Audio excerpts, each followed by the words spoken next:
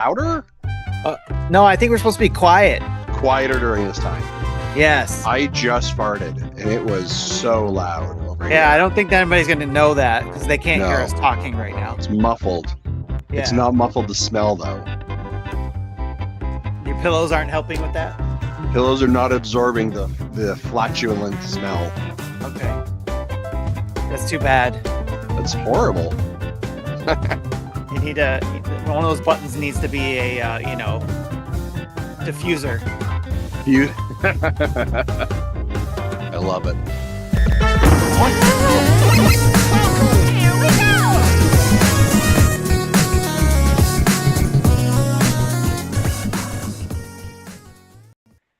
Welcome to the Nintendo Dads, episode 554, recorded on November 20th, 2025.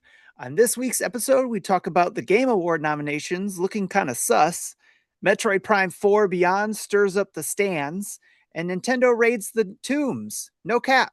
Jesse, you know what to do.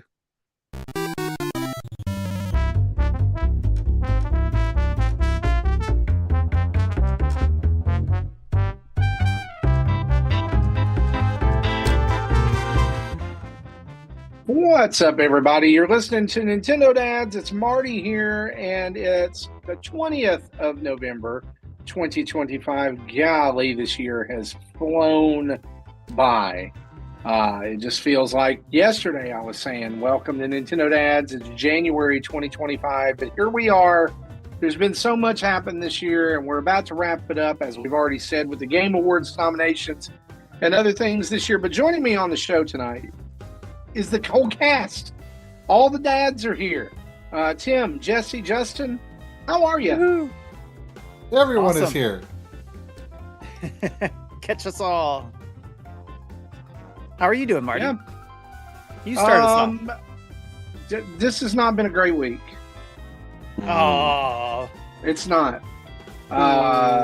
Tuesday night, I was driving home from picking up some stuff, and my check engine light came on in my car. A flashing check engine light, which is never good. Always bring down the Car started shaking, all the losing power, all that stuff, pulled over the side of the road. It's at the mechanic. The first mechanic we took it to could not fix the issue. So we're going to take it to another mechanic, and they can't look at it until Monday. But it looks like we might be getting a new car for Christmas, which really sucks. Yeah. No, not yay. I like my car. That's I'd why like to I drive ended my it car with a a few more question years. mark. So, I would like to drive my car for a few more years, but at least here's the good side. We went to Nashville this past Friday night and saw a comedian, took a little comedy show, and thankfully that did not happen on the interstate. Yeah. Right? Yes. So yeah, lots of fun. Adulting sucks. Yes. Always But- a car light engine light will always throw a wrench in your adult life. Yeah. So that's how I am. How are you guys? Same old, just work and stuff. yeah, I work here. I wasn't feeling well this afternoon, so I took a few hours off. And my boss knows that I don't take. Justin and I was talking pre-show a little bit about it, that I don't take a lot of sick time off. I'll use the rest of my PTO as much as I can, but I don't normally take sick time. So if I say, "Hey, I'm not feeling well," he goes, "Go rest. Go away." Yeah, you can tell those kind of people. I don't want to talk to you do that. anymore. Yeah, you can tell when certain people, like when they don't normally take PTO off and they do, or the sick time off and they do. It's like, oh yeah, you go do you take care of yourself. Yeah, so Justin. I'm feeling a little better. I'm still not Okay. great up in the sinuses department. So again, near the end of the year, I take Fridays off anyway, so I'll be able to get more resting time in tomorrow. Yeah, you get that with 25 years at a company, right? Yep.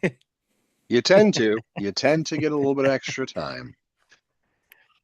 Yeah, no, I'm well. Thanks for asking, Tim. We're living our best life up here in the Great White North. Yeah, just I have a daughter who's out watching Wicked right now, so that's exciting. I saw that Yeah, on just Monday with my did wife. you? We got to see Wow, early screening, and it was fantastic. nice, Fantastic movie. awesome. She's pretty hyped about that, so that's awesome. And then my kids are heading off to camp this weekend, so yeah, that'll be kind of nice. Wife and I get some kind of casual, relaxing time, which will be cool. So Jody's really into making sourdough bread now. So Nice. I'm part of that journey, and I'm not upset by it. My daughters have been dabbling Um, with it, and every once in a while they say, my starter's ruined. I got to start over. yeah, I didn't realize just the whole world of It's sourdough a whole starters. the word you use, journey. That's a Yeah. good one. That's Did a good word for it. I found out that there are hotels that if you're traveling somewhere, you could drop your starter off and they will manage it and support it and love it and feed it while you're traveling. Yeah, I Wow. Which don't think that is we now have that in America. I didn't listen. And here's the other thing that I've heard people, the woman who was helping Jody out said people travel with it. People will travel with their starter to other countries, not to make sourdough there, but because like the different sea levels, like what's in the air becomes now infused into that starter. So it becomes is a whole world that I didn't Yeah. feel like I was ready to enter into. And I don't really know Wow. if I am, but I like the Well, guy, I byproduct tell of you it. what, you guys start an offshoot of this show and call it Bread Dads. There you go. All Bread right, and dads. Bread Bread Dads. Dads. So, kids and I were talking about our Thanksgiving weekend plans, and kind of divvying up who's bringing what, and I'm like, do you want me to buy rolls, or does someone have that covered?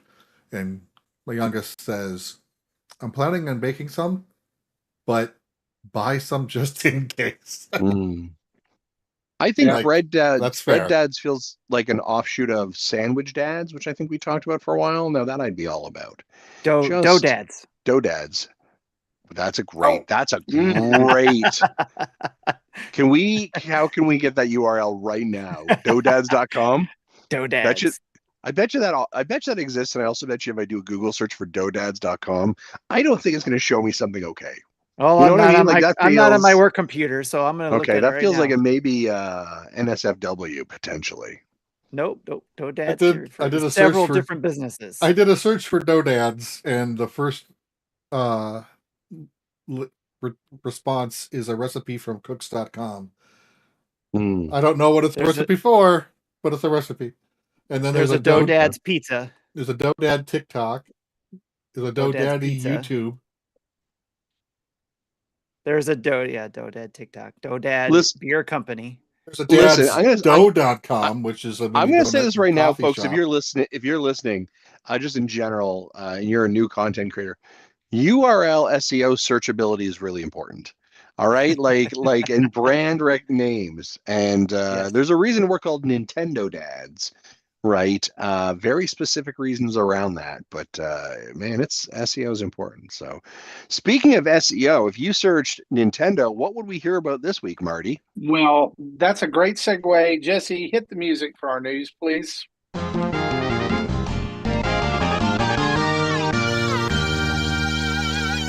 You know we're in trouble when I'm bringing us back online. Yeah. Right. I just saw you're right. Marty like just his head down looking at something. I'm like, Oh. yeah, we're not getting out of this Yeah. this pothole. Marty, maybe something Anyway. you can check while other people are talking, but your mic does sound a little weird. Maybe you're talking into a different mic than normal. I'm not. Oh, weird. Yeah, you do sound a little bit tinny. Really? Like Yeah, you're is it- being well, not picked up tin- by not a tinny, it's a laptop reverb. mic instead of the wave Yeah. mic. But Okay. We'll check. Yeah. Oh, Blanco Well, also that'll- pointed it out. That'll do it. Hey, that sounds Hey, better. Oh, wow. It was I was in my AirPods, in my Ah. headphones. So Uh, I'm sorry for that. I don't know what happened. But anyway, I didn't even notice it during pre-show until Blanco mentioned it, and then Yep. and then I'm like, oh, here I we hear go. it now. Thank you for mentioning it. That's why people watch the show live. They help us out. Anyway, our news is brought to us each and every week by you guys. over at patreon.com/Nintendo Dads and Twitch, where for as little as $1 a month or a Twitch subscription, you get into our Discord, which is the greatest community of all time. You also get an ad-free feed of the show, and you get to rub elbows with lots of other people who've decided they like us enough to be in a community with us. It's kind of like a cult, but not at all like a cult. We don't make Kool-Aid. We actually like coffee and donuts. Wow. And we talk about Nintendo. Most of us. So, hey, yeah, Yeah. well, most.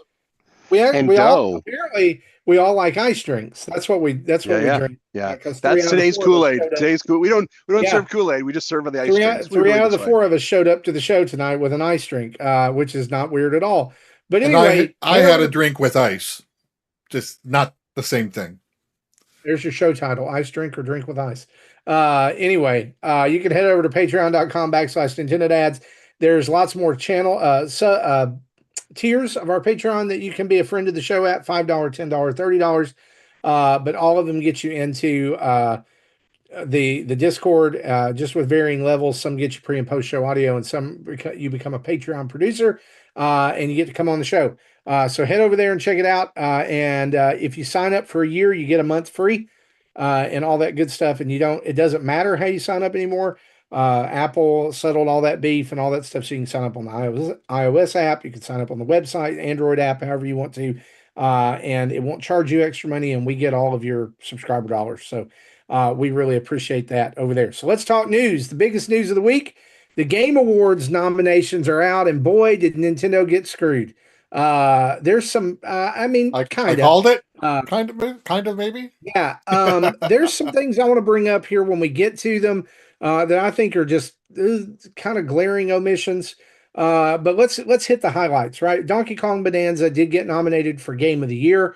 I don't expect that to win because of the competition it's up against with Clair Obscura Expedition 33, Death Stranding 2 on the Beach, Hades 2, Hollow Knight, Sillksong, and Kingdom Come Deliverance. But hey, that means you at least get to hear some of the Donkey Kong music and the big, orchestra thing, and hopefully Flute Guy will do his thing. I forgot about really Flute Guy. Like one of the Bonanza songs, like when Pauline sings.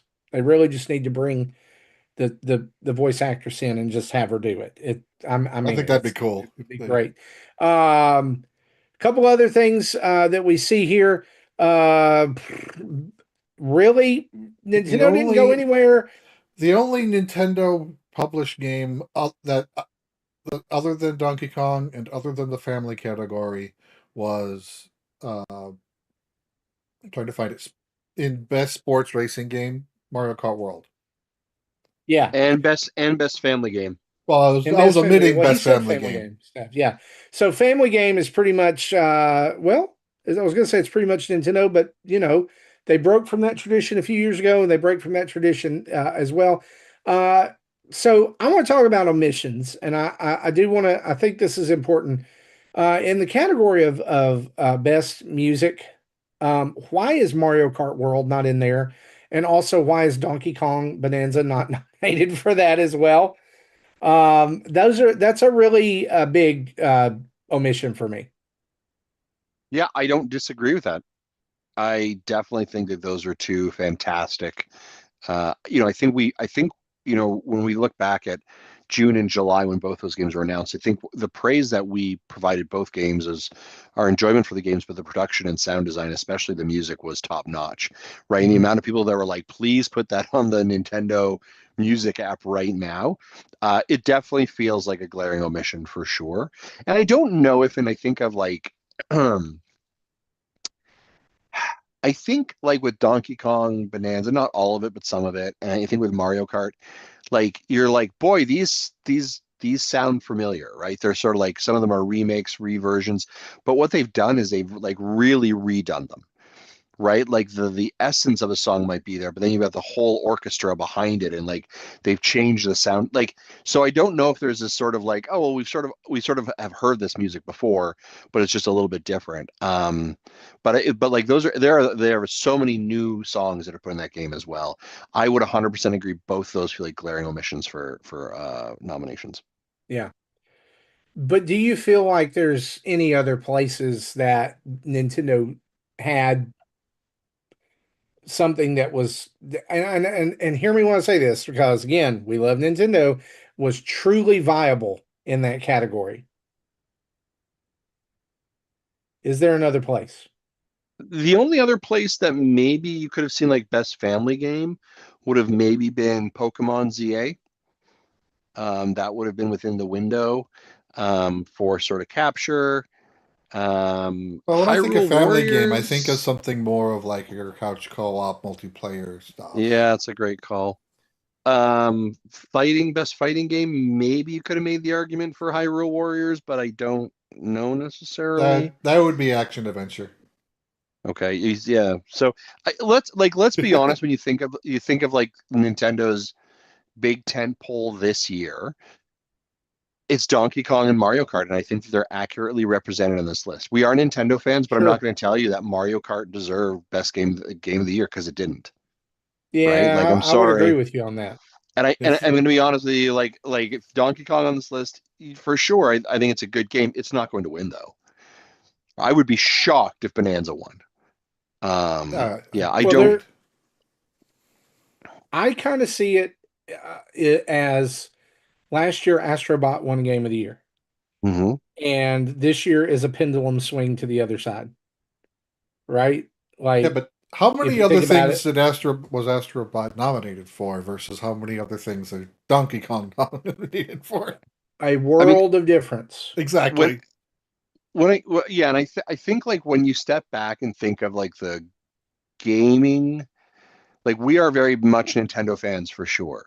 But if we take two steps back and we think of like the landscape of video games in 2025 and the games that are being mentioned here, and sort of the zeitgeist, the story, the popularity, the conversation, the buzz around the games that are played, I think the two that stand out to me above board that I think are the really actual two top contenders that we could be having a discussion about, I think is Clair Obscur Expedition 33, and I think Hollow Knight, or sorry, Sillksong. I I think think those Sillksong is going to take the whole thing. I think those are the two that'll actually be in contendership because I think like if you think of like what really dominated the conversation, the cycle, all the socials, and I know that's not the factors that bring into it, but I think like those are the two. Like, and how many of us have said like, or we've heard like, I really hope Expedition 33 is coming to the Nintendo Switch too. I really want to play that. That was actually a game almost made me pull the trigger on getting it on Game Pass because I heard so much good news about it. And I felt like as a pundit of the industry, that was one of those games of like, I actually need to actually play this game to be part of this conversation because of how much buzz it got. So that's my thought. But I think Nintendo showed up where they were supposed to show up. Go ahead, Tim. I was just saying ditto on the Expedition 33. Yeah, I would love to play it too. I've been kind of holding out for it to come on the Switch too, and I'm hoping we get some sort of news on that. I don't see why not. Like, I don't think anybody had exclusives on it, right? So it was just like, No, it was a new indie studio, right? yeah, Interestingly enough, folks from Ubisoft, I believe. maybe they'll do if they win Game of the Year, maybe there'll be a Game of the Year edition in 2026. Isn't Well, it I wouldn't. kind of? No, go ahead. It came to Justin, sorry. PlayStation and Xbox, right? I wouldn't be shocked if there is some sort, and I think they said that they're considering doing some DLC. I wouldn't be shocked if we get like a first look or a look at it and then it like pulls out and you see it on the Switch as well, and then you're like coming 2026. I'm sure. World premiere. Yeah, exactly. I'm sure that like I suspect in 2026, if not in the end of 2025, we will get an official announcement that's coming to the Switch too. Isn't it interesting that 3 out of the 6 Game of the Year contenders are from quote unquote indie developers? I Just I mean throw that out there. I think we've seen that shift a lot lately. What, a couple of years ago, didn't Hades win? The original Hades won Game of the Year, right? We have seen Possibly. I'm pretty sure a couple of years ago. We'll Think so. validate. But like indie games and the impact that they have, I think are becoming more and more like outside the AAA studios. And I think it elevates the I think we used to think of India sort of like, oh, well, this is just cheap games. right? And what we're seeing is like that's not the case anymore, right? These are impactful, huge games made by small studios that are publishing incredible content. Yeah, I wasn't saying or trying to say anything about that it was bad that they were there. I Yeah, just think it's interesting. I yeah. think that No, that's I don't disagree. I don't disagree that. a I'm just saying, like, significant thing to note. I think we've just seen this kind of like rising of the indie game over the last several years. That's just not. did I'm a not. I'm quick not overly. I Google guess everyone's saying search. I'm not shocked. I just did a quick Google search of Hades, the Game Awards Game of the Year, and got a quick response that in the 2020 Game Awards, including Game of the Year, they won 9 times. Wow. Yeah, 100%. Also, big shout out to Mikey Dreamer, who says another snub. Nintendo Dad's not being nominated for Content Creator of the Year Every year. every year. 11th year running. 100%. We're your One of these. non-Game Awards creators of the year. Yeah, 100%. One of the years we should put out a video of that. Vote for which one is not your favorite. Well, Game Awards are December 11th. They'll air in lots of places, streaming from 6:30 p.m. to 10 Central Time. And so, if you would like Including to Amazon watch, Prime this year. yep, they'll Yeah, be they've on got an Amazon exclusive deal with Prime this year, which is They're huge. gonna that's gonna put them in front of a lot more eyeballs. Yeah, it's 6:30 to 10 Central. So convert to your own time zone. Yeah, Dragon Drive, best fighting game for its controls. Best sports game, Dragon Drive. Fighting game because you're fighting the controls.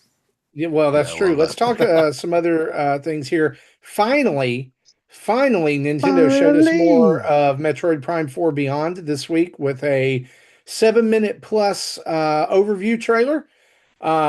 Just some highlights from that. The Nintendo Switch 2 edition was pushed with improved controls.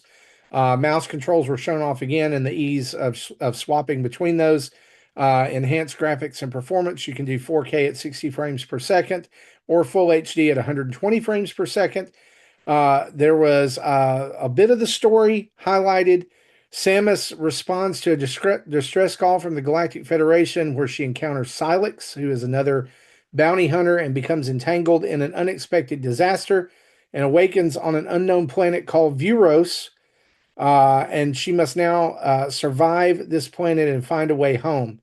There'll be several areas like a lush jungle, a factory with storms, a research lab frozen in ice, and a lava volcano area. And all those are connected by the desert that everyone has and their mom has commented on. Also during her journey, and this was probably the most controversial thing that I saw talked about this week on social media, Samus will encounter and team up with Galactic Federation troopers who were also transported to Vuros, who basically, from what I gathered from the trailer, it looks like they team up with her for a time until they help her find like her next power or something, and then they kind of go away. Like she kind of saves them, and then she gets to do her own thing. And so all this was shown off. The question I had for you guys is this enough, or is it too little too late for Metroid Prime 4? Well, I think, I want to throw it to Tim here in a second, but I mean, and I do want to also say, on the back of the trailer that was sent out by Nintendo, like 7.5 minutes, and Tim did a reaction to it as well. Content creators, including IGN, Kinda Funny, all these places, actually got hands-on time with the game and provide their feedback as well.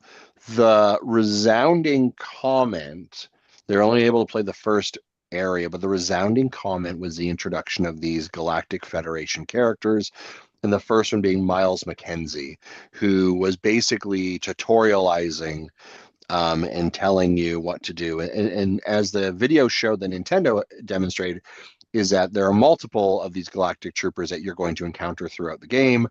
And it sounds like in some ways they're escort missions, getting them through worlds potentially as well. I'm going to pause there. Tim, as our resident Metroid fan expert, I would love to know where you're sitting as you've watched these videos. I'm sure you've read the reviews, the content. What's your head at? Where are you at? For me, it's I'm hoping that it's more for trying to get more fans on board to this game, so that it helps them get involved in this world, that this is a jumping on point. They don't need to play the previous games. They can go back to it, of course, if they really like this one, but it's mainly a jumping on point. And that those missions with those troopers to help get them through whatever the game is to help new players. And eventually, as always, what Nintendo does well is that, yes, us experienced players are gonna, have to deal with that. But eventually the game's going to ramp up and it's going to get more difficult and it's going to prove its worth. Like all games, Nintendo games, it's less likely that it's not going to prove its worth than not. So it's like their track record has always been, it's, it'll be worth it. Just there's those little nuances of like the people getting helped for those new Are people, you like I said. are you concerned at all? And when we think of Metroid Prime 1, 2, and 3, Mhm. and again, I want to be clear, like this is not the first time Samus has interacted with the Galactic Federation, Right. right? That has been happening before. When I think of Metroid, and we've talked about Metroid in the past, we very often think of it as this like isolated, Yes. experience. And it sounds like there's a lot of comms and chatter and sort of the funny man kind of engagement here into this. Are you like, and again, full transparency, we haven't played it, we don't know for sure, right? Yep. We but like, does that concern you at all? I have no concern. And this goes with probably the other question you'd ask is like, did they show enough for me as a fan? I was going to buy it as soon as they showed the logo. Yeah. So, and I just like, I chose, some fans choose to watch this stuff and get some information. Some choose to stay dark, and I'm kind of like in the middle. I'll watch it and don't care. I'm still buying the game. There's these little things, just like a Marvel movie. I look at it this way. Anything that Nintendo has shown us, even like Donkey Kong, it's like they're going to show us enough to try to entice you to want to play it, right? Or even a Marvel movie, they're going to show just enough to say, hey, you're going to ask questions like, well, they just showed us everything. No, they didn't. There's something there that you're going to play and find out the whole reason why you wanted to play this game in the first place. So I think there's going to be a lot of fans who are going to be playing it anyways. There's going to be fans like me who, there's going to be the stands who are going to be upset about the isolation part, and again, we know about the troops thing, but we don't know how much is going to be the troops part is going to be part Mhm. of that game. There's more than likely going to be a lot of isolation that we're used to, and a little bit of that horror element too. Yeah, So, like but yeah, the thing that as I think about this, like the Galactic Federation as a story beat has kind of always been in the background, right? Of like you've gotten story clips or something from the manual Mhm. or from something along the way. Mhm. I don't care that this is finally I kind of see it as like the Alien franchise. If you watch the Mhm. first Alien movie, it's about those people on that ship, and that's about it. But as the Alien franchise has grown, it's become more about the surrounding, narrative. Now they're on Earth, and so I guess it can go both ways. Like there's some people who just really, really, really like that isolation. But Mhm. the problem with it is, for me, the way I see it is, you can only do so much with isolation over an IP that's existed now for 30 some odd years or 40 some odd Mhm. years, right? Eventually that's going to run out. And I know people are like, well, you can just go to another planet. Well, what happens when all the planets stay, kind of look the same, or you start repeating ideas? So I am cautiously optimistic. I've also seen comments from people who say, all of you who are complaining about all of the talking and all of that don't remember Metroid Prime 3. because there was quite a bit of it in Metroid Prime 3. And to that, I would say the problem with that is Metroid Prime 3 came out 20 some odd years ago. And Nintendo has not made it available for people to play past the Wii U. Yeah, like I said, this is a jumping on point. And it's okay to, be concerned about the game. There's little bits of it that I'm concerned about too. Even the overall, is this going to be as good as the previous 3? Mm-hmm. But at the same time, I also challenge those who are worried about the game. When have you been disappointed by a Nintendo game? You may have been, but has it been more? Has it been like over 50% of the time Nintendo has disappointed you on a game? More than likely not. But there's probably going to be people, yes, that they're always disappointed and they get a few gems. But more than not, Nintendo doesn't disappoint us on their games, even if they have another company develop them. So, and it's going to, and the other thing to keep in mind for us fans is that they're going to be hopefully building off of this. So they're not going to want to change too much from that formula from the first 3.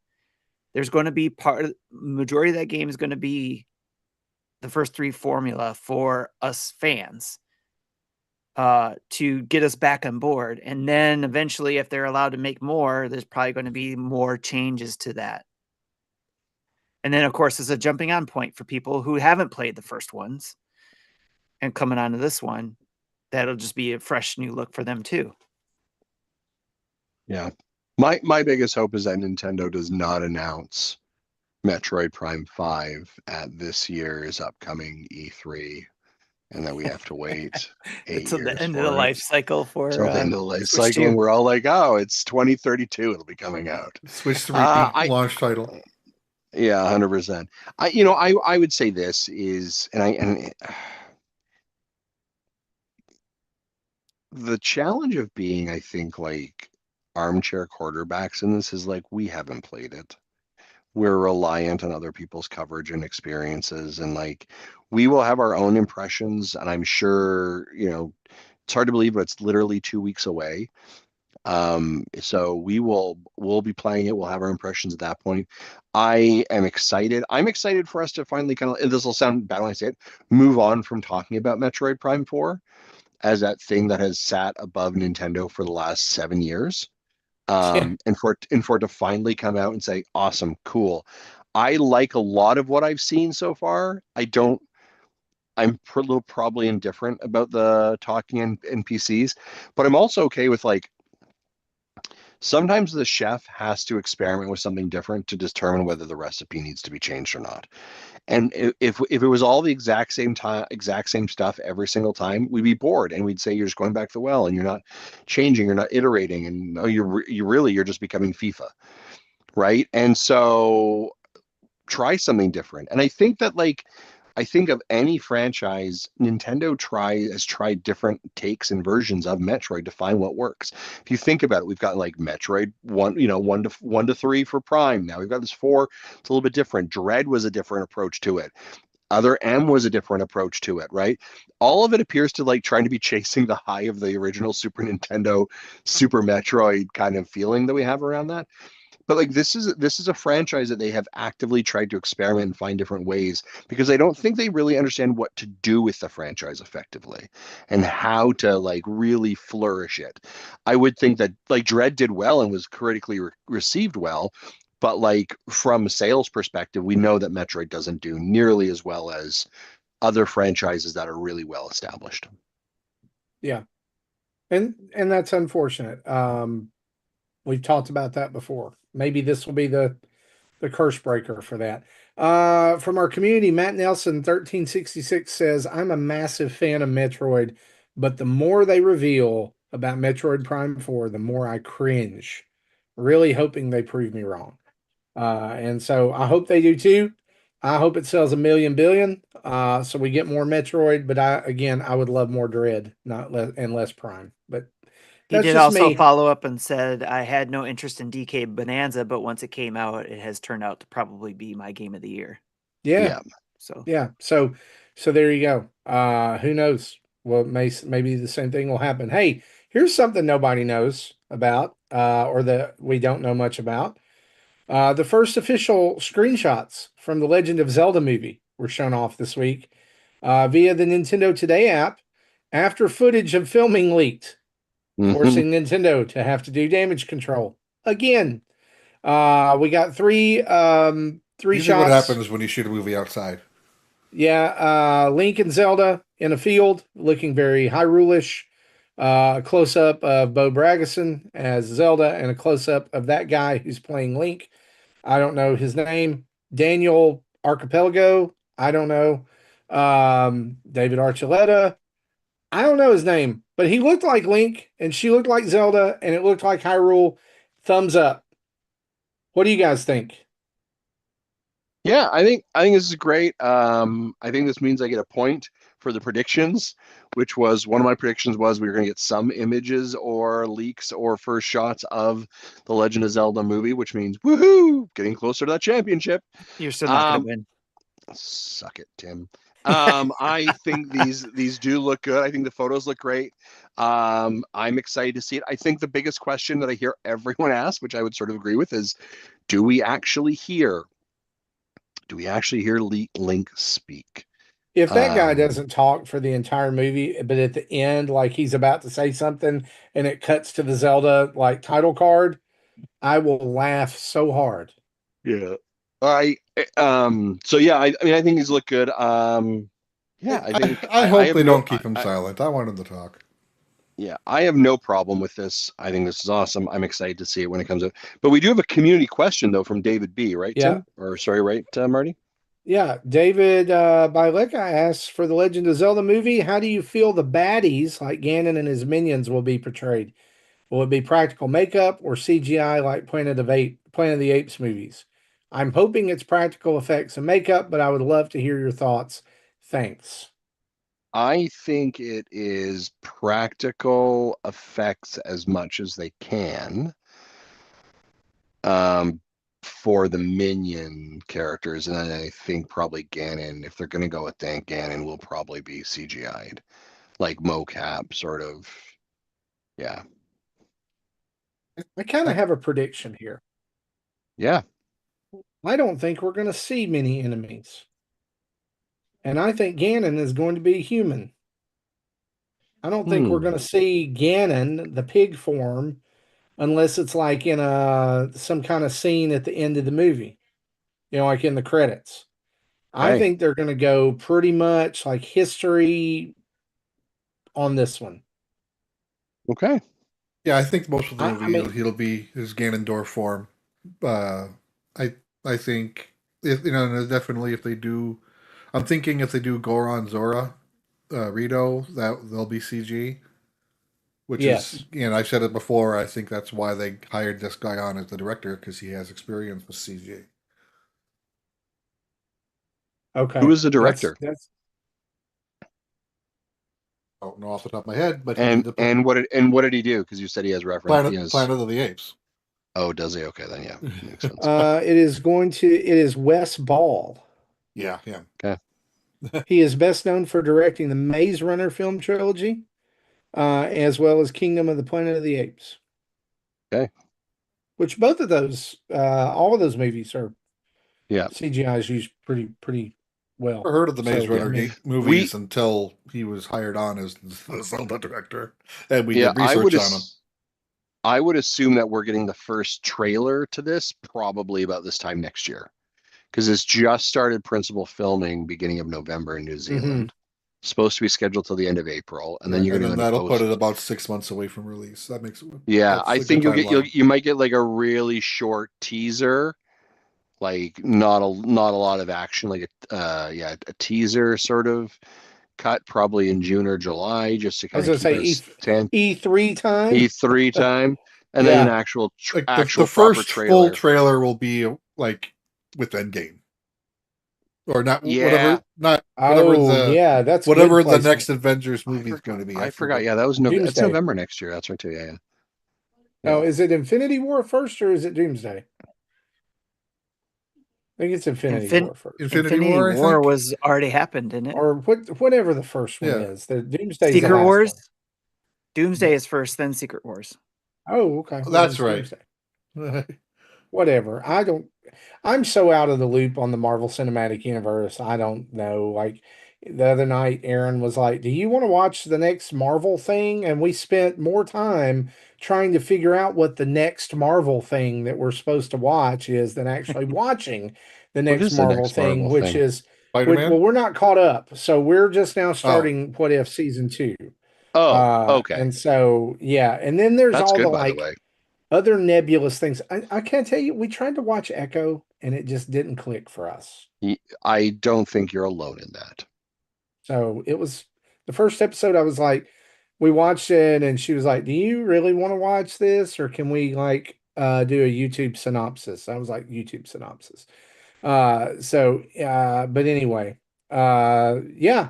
Hey, so we've got some other gaming and news and releases, not Nintendo, well, kind of Nintendo related, but not entirely. Xbox had their partner preview today, and we're going to mention some things that were in it that ironically were shown with title cards that said Nintendo Switch.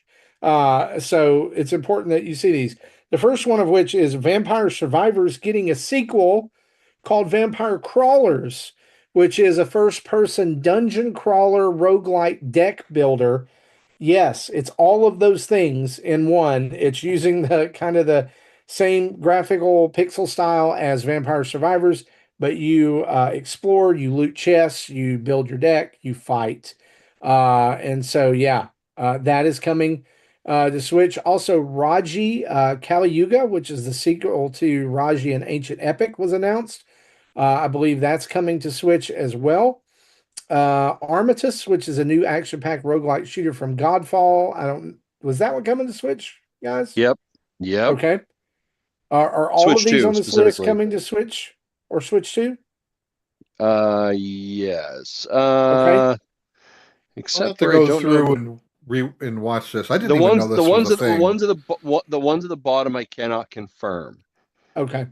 Yeah, this Uh, list I just pulled from IGN of what was announced. Yeah, So. maybe Okay. if I get a chance tomorrow, I'll watch this and take notes and add it to my Okay. list. So you may want to, your mileage may vary. You may want to check this out, see if any of these games are coming to Switch.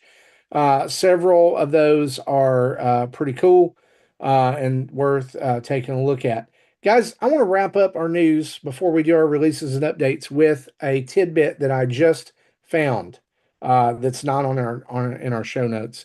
And that is that according to a survey which was carried out by the Entertainment Software Association, 43% of kids say that they are hoping for digital video game currency for Christmas this year. 43%. And when they say that, they probably mean V-Bucks specifically, not necessarily Well, eShop it was or Roblox. the games that were mentioned in the survey were Fortnite, Genshin Impact, and Roblox. Roblox. Right. Yeah. Children 5 to 17 were surveyed. 43%. It's nearly half of the kids want digital currency. So mom and dad or aunt or uncle, if you're out there listening, a V-Bucks card is always a win. Apparently, yeah. Right? Or a Roblox card is always a win. Just throwing it out there. I mean, that's pretty. I think it's interesting the timing of that survey or that survey results when also Ubisoft was quoted earlier this week as saying that they see the decline of the single player experience. And I'm like, what are you looking at? They said this Right. before, and it's their executive suite trying to will it into existence. Yeah. Didn't Yeah, I don't- Ubisoft And then, also? then we have games like Concord. And Yeah. Well, didn't Ubisoft actually like stop their stock trading last week? Did they? yeah, Yes, they they were were- supposed to get an they- announcement. they were going to have their quarterly briefing they- with investors. Then they postponed it and halted stock trading. And also, isn't Ubisoft one of the companies that didn't do so hot with their multiplayer games? They haven't Yeah. done anything. Yeah. Well, even They stopped making them because they they weren't doing haven't so had well. a good game in several years. Yeah, Put it that way. Ubisoft has postponed the release of its quarterly financial report. Single Well, their or Outlaws, multiplayer. their Outlaws is a good game. I think it's a good game. Okay, And that's probably Shadow- the exception. But Yeah. The new Assassin's Creed This was a seems to be quote doing from okay. this. other Consumers than are people playing complaining fewer about games, playing them for Well- longer, and as a result, outside of a few notable exceptions, many new games are struggling to stand out and achieve the sales that they may have once had, while the market is more volatile and the potential for any specific title less predictable as a result. Let me translate that for you. Stop making the same open world game over and over and over again with crappy little filler quests in between story beats. Here we go.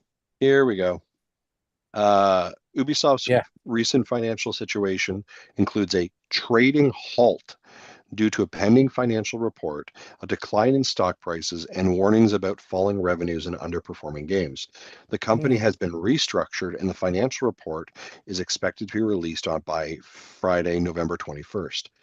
Recent reports indicate challenges with players buying fewer titles, leading to the need for a new organizational structure and to improve quality and focus. The other part of it is that this may be an indication of it being purchased from somebody else. Embracer Group. Nintendo dads. We're not buying Ubisoft. I'm sorry. Nothing can save them now, Tim. We'll take ownership of it. We Yeah, know sure. how to sell games and not quickly reduce it 2 weeks later. And maybe a new Rayman will get made too. Yes.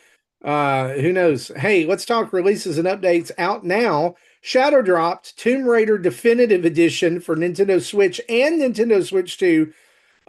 Just announced and dropped at that time yesterday, $17.99 until next week when it goes up to its retail price of $19.99. Which, okay, I'm just going to say this. We're going to move on when I say it. This is how you do it. I want my $2. This is how you do it. Yeah. Well, If you're going to $2 doesn't sound like a lot, but it is remake- 10%. So Yeah, I want my $2. So there you go. You can check out a first look of this if you're interested on Nintendo Switch 2 on our YouTube channel. Many people have. And so you should definitely check that out if you're interested. If you've never played this Tomb Raider, it's a reboot of the franchise, and it's excellent. Highly recommended. Also out right now, Squirrel with a Gun, Demonschool, and Kirby Air Riders, which came out today. There will be a first look by me of Kirby Air Riders up tomorrow. And so hopefully if you are waiting on some footage of that, that will scratch the itch for you. Also out for the rest of this month, some things that you need to check out or be mindful of. Constance on November 24th, and Picross S releasing 2 games on November 24th, Capcom Classics Edition and SNK Classics and Neo Geo Edition. Those are both on the 27th.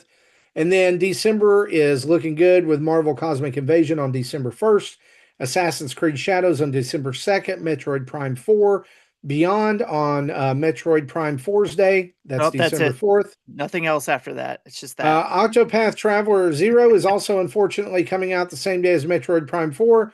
And Pokemon Legends ZA Mega Dimensions DLC is out on December the 10th, with the Rogue Prince of Persia out on December 16th. And, first of the year is looking good. Mina the Hollower, hopefully. Animal Crossing New Horizons Switch 2 Edition and update on January 15th. Final Fantasy VII Remake Integrate on January 22nd. Dragon Quest VII Reimagined in February, along with Mario Tennis Forever, Resident Evil Generation Pack, and Resident Evil Requiem. And so don't forget to check out all of our stuff over on YouTube. There's first looks, there's trailer reviews, there's unboxings, there's all kinds of stuff. And so if you're not following us over on YouTube, you head over there, subscribe, like, do all those things. Make sure you're getting all the videos when they come out. Tim. One thing I would say for anybody who's listening, call up Nintendo and tell him, give Tim an early code for Metroid Prime 4, so he can tell Sure. us all about it. Just go ahead and do that for me. 11 That'd be out of great. 10 if we get it early, right? Yep. That's what we do for early Nintendo codes, 11 out of 10. So yeah, head over to YouTube, like that, all that stuff up, watch for first looks. We've got videos coming out most days over there. And that's our news. Justin, why don't you tell us about our good friends over at Manscaped? Absolutely. Now, folks, ladies and gentlemen, the holidays are here, which means, hey, it is time to give the gift of smoothness. Whether you're shopping for your holiday Smoothness. partner, your brother, yourself, we don't judge you, whatever that looks like. Manscaped's Performance Package 5.0 has the ultimate upgrade, and nothing says happy holidays like a perfectly groomed and trimmed package. Now let's talk a little bit about that grooming kit, that Performance Package 5.0. It is the ultimate in holiday helper. It is taking care of everything from below the belt, waist, and maintenance to taming those rogue nose hairs and ear hairs. Think of it as your seasonal survival guide as you prepare for the holiday season. It's keeping you clean, it's keeping you confident, and it's ready to dominate cuffing season, all festival gatherings ahead of the timing as well. And here's something I do want to tell you about the Performance Package 5.0. It doesn't just stop with the grooming essentials, which I've already covered. It also comes with two special holiday bonuses, and that is the Boxers 2.0. I have their boxers; they're incredibly comfortable. It is in a colorful Midnight Bravo, and the Shed 2.0. I've talked about the Shed 2.0 before. That is a toiletry bag. We all need toiletry bags. This is a toiletry bag. And it is fantastic. I love mine. I bring it everywhere I go. It's easy to pack. It's discreet. It looks great. These are premium extras, making sure that you are ready for whatever may jingle and mingle as you prepare to be either on the go or at home. We don't judge whatever that works for you. So if you want to give the gift of smoothness this holiday season with the Performance Package 5.0, which we would highly, highly recommend, get 15% off your entire order when you use the code NINDADS, NINDADS. Now that is 15% off when you use our code NINDADS, NINDADS, at manscaped.com, and stay atop of your grooming game and be ready for anything that the season may throw at you. Big thanks to Manscaped for their continued support. And again, thank you, Manscaped, for everything you do to keep us ready for the holiday season. Back to you, Marty.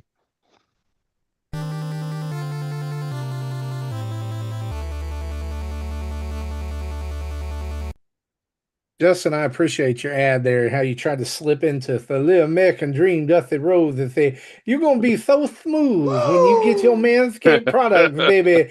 Your woman's gonna be all over you like a blue collar miner coming up for air, baby. If you use that code NINDADS over there at the Manscaped, get your 20% off and treat yourself to some smoothness. How are you not Yeah. doing the ads? Why am I doing them? I don't think yours know. is I way guess better I than mine. probably am now. Yep. Hey, You just couple of things volunteered. You just oh volunteered. my gosh. We'll get Robo Jesse in there talking about smooth. If anybody around here is smooth, it's Robo Jesse, right? Yeah, I mean, 100%. he's metal surfaces are entirely smooth. So let's discuss a couple of things. Number one, IGN's top 100 Nintendo games of all time list was released this week, with Tears of the Kingdom coming in at the number one slot. Guys, what are we thinking here? I mean, can I just ask this? Our top 10 lists at this, or top 100 lists at this point, are they arbitrary? Is it like, With 40 like, years we of do, like, history, yeah, kind of. yeah, we like do our games of the year, but this is like all the Nintendo history, right? Yeah. Yeah, I mean, the thing about top 10 lists is, or top 100 lists, you're not going to please everybody. It is Sure. a melding and mixing of ideas and thoughts and beliefs, right? And is there a scheme by which they identify that through proper weighting and grading and all of those pieces? Like what are the factors that contribute to it? And I think also for everyone, like, how you like, is it based on impact? Is it based on sales? Like all of those Mm, pieces, or is it based on like I the just like impact it this had game. to you? Exactly. Right. So I mean, I should Breath of the Wild be the number one game? Sure. I think I listened to the IGN episode and they talked about this, and I think a lot of people said, I personally liked Breath better than Tears, but I can Yeah. understand Yeah. that Tears is I'm the one of better those people. game, which is why they voted it number one. Yeah. You like Breath more than Tears, Tim? Yes. But that could change with, once if I play through it So properly. let's talk about the top 25 games on this list. Okay, I figured that's a good sampling. So number 25, Super Mario 64. 24 was Majora's Mask. 23, Super Mario Galaxy. 22, Donkey Kong Bonanza. 21, Legend of Zelda: A Link Between Worlds. 20, Resident Evil 4. 19, Final Fantasy 6. 18, Fire Emblem Awakening. 17, Animal Crossing New Horizons. 16, The Legend of Zelda: The Wind Waker. 15, Pokemon Heart Gold and Soul Silver. 14, Mario Galaxy 2. 13, Metroid Prime, and they count the remaster with that as well. 12, Super Mario Brothers 3. 11, Super Smash Brothers Ultimate. 10, Mario Kart 8 Deluxe. 9, The Legend of Zelda: A Link to the Past. 8, Super Metroid. 7, Chrono Trigger. 6, The Legend of Zelda: Ocarina of Time. 5, Tetris. 4, Super Mario Odyssey. 3, Super Mario World. 2, The Legend of Zelda: Breath of the Wild. And 1, The Legend of Zelda: Tears of the Kingdom. I only have one of those that I want to gripe with. Let's hear yours.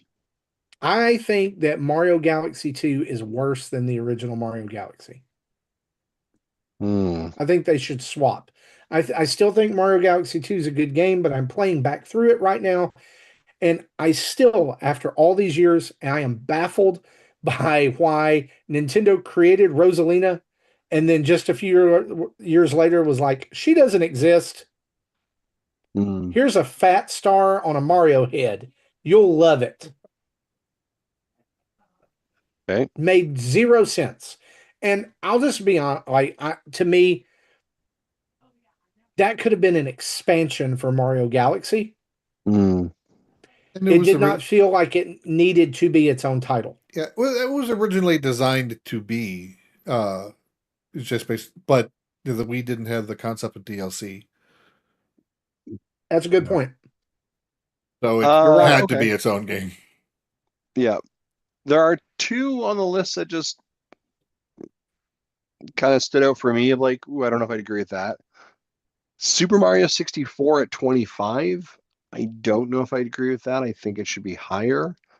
I don't know where higher, but I think like Mario 64 is pretty important. And then I think Tetris at number 5 seems a bit higher than I would have put it. Yeah, I Well, you were think just talking about importance, and I think Tetris is one of those important pillars of Nintendo's. It is. That was a criteria of when they came up with this list. So Yeah, it is, but I don't know. I was surprised to see Link Between Worlds ahead of Bonanza. Hmm. Well, I like Link Between Worlds. I'm just surprised it's up that high. I wonder if like Bonanza hasn't had the time to ripen enough I'm for okay us with to where sort Bonanza of. is. I'm just surprised that Link Between Worlds was as high as it was. Yeah, but Yeah, the 'cause follow, but compared to everything Link to else the on the World, list. yeah, Link Between the World being the follow-up to Link to the Past. I mean, it's going to be high, right, based on the impact of Yeah. it. So I am, again, I'm happy to see Final Fantasy VI being up as high as it was. sure, yeah, it was a top 10, wasn't it? 19. 19. Oh, okay, top 20. I'm happy that a Metroid game made it in the top 10, which being Super Metroid, which makes me wonder too. Like Super Metroid is highly regarded as one of the best Metroid games. That makes me wonder if Nintendo will ever want to remaster that game. Hmm.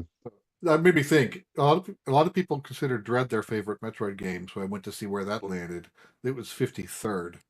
Yeah, it was way up higher. Mm-hmm. Which, because I was looking at to see what GBA Metroid games made it, and Zero Mission did, but Fusion is nowhere on this list. Because Fusion's Really? my favorite one. Yeah. Fusion's fantastic. I don't understand. I'll be honest with you that in that top 25, seeing Resident Evil 4, Final Fantasy 6, Tetris, games that I guess are not like Nintendo games.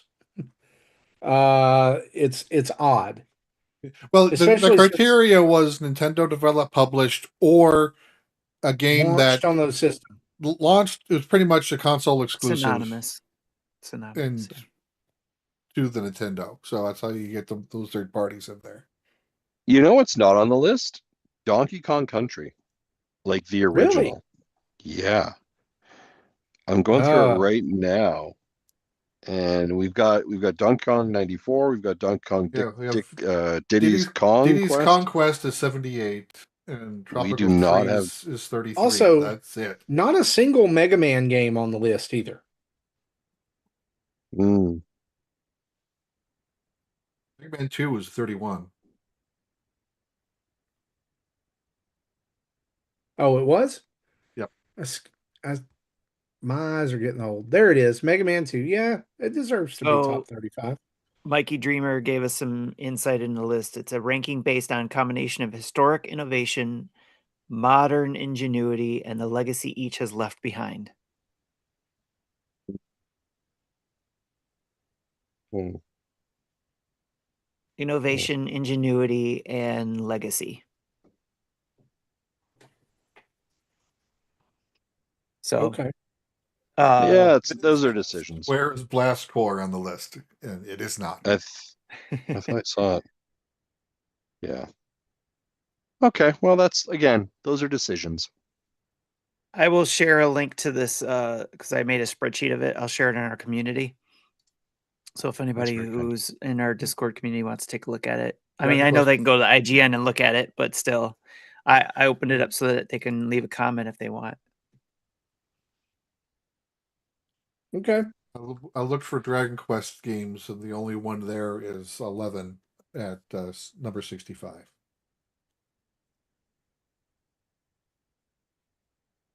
Okay. Cool. Well, they're wrong. That's just going to be our. Check out the Nintendo Dad's top 100. IGN's wrong. IGN's wrong. Yeah.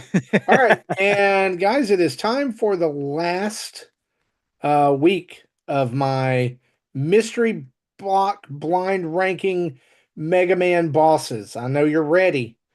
And so I'm going to share with you this week Mega Man Robot Masters that start with the letter B. All right. Are you ready? Okay. Mhm. Here we go. First guy you're going to see here, Bomb Man, Bomb. Mega Man That's- 1. Pretty on the nose. Ooh. Yeah. There's really Bomb nothing Man's a that big says dude. Bomb Man about his design himself, other than the weapon he chucks. I like the. Yeah. I think the choice of a mohawk haircut Is for a him, choice. It's. I like it. He's kind of like got this like weightlifter, kind of motif, look like Yep. a wrestler, almost. Yep. I could see that. So we're ranking where we think he'd be, yeah? 1 through 5. I'm gonna give a 4. I'm thinking 4 as well. Yeah. I agree with 4. Okay, so there he is, Bomb Man, number 4. Oh, All right, Justin, you ready? You getting all right? comfortable there? yeah, I'm just like, I'm gonna lay down for these ones. Oh, okay. Just live All my right. best life. We're gonna hear some snoring in a minute. Yep. Do you guys remember the Here we episode where I go. fell asleep because I was drunk? I must have missed that show. Number 2, Robot Masters that start with B. We've got Bubble Man. Ooh.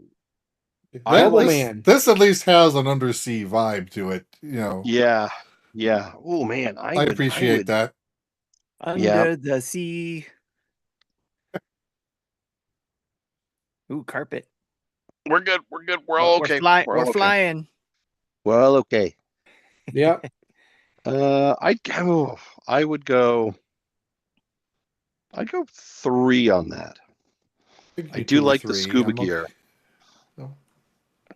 To be honest with you, Jesse, my initial gut was 2. Tim? I'm not feeling this one. This one's feeling like a 5 for me. Okay, all right. Oh. All right, talk to me about that. I just don't. Maybe it's the colors. It's not very flattering for him. Sure, that's fair. You're not wrong about that.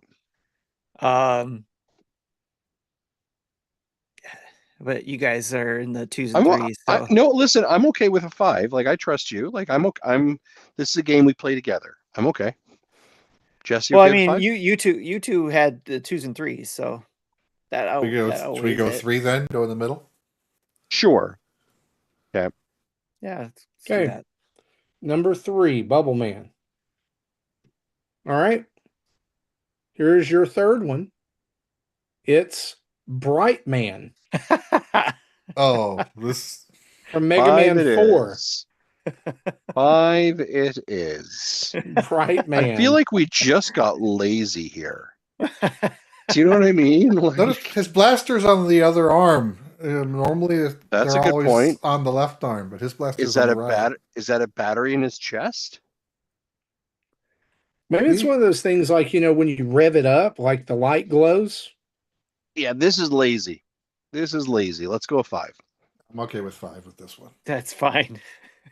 Either both of these last 2, like this one and the one Okay. before, could have been swapped. So now only thing that's left are 1 and 2. All right. Yeah. Okay. Yeah, well, this Okay, is here gonna we be go. interesting. Number I feel 4. like we're making some poor It's decisions already. Blizzard Man. Wow. What? That is. I'm okay, I'm okay with actual- that one. Mega These Man are- 6. Blizzard Man. All right. He I'm okay looks with like this he'd one. be up Yeah. in the Great White North. He would doing be the, totally. doing the thing I on the think- mountains. I think the thing in the mountains. I think he'd hang out with me. Yeah, I think so. I feel 1. I like how unique this looks comparatively to all the other ones we've I seen. agree, and I feel like if we go 2, we're not going to hate whatever we're stuck with going into I'm 1. feeling the 1. I'm feeling the 1. So Yeah, Blizzard Man for Blizzard Man, 1. number 1. Okay. Blizzard Man number 1. So what's our number All 2? right. So I mean, then number that 2's not means bad you have, either. you have Also- chosen as number 2 Blockman from Mega Man 11. Okay. Okay, at Yeah, least he's not I'm not- round. He's not round. Yeah. I'm I'm not glad upset by he's this. and I'm glad he's not number 1. Yeah, I'm not upset by this. That was fun. And Which it was Mike one did he come from? Which one? 11. He's 11, from okay. 11. Okay. He transforms into a giant block golem during the remember fight this when guy. you get his hot life bar half Yeah. down. He Okay. gets huge. It feels like they actually started caring again in regards to their designs. Do you know what I mean? Like between the previous snowman one and this guy, like it felt like they actually started like With starting to care 11, they again. weren't necessarily limited to pixel art. They can have Yeah, more that's a good flexibility in their art design with 11. Yeah, but come on.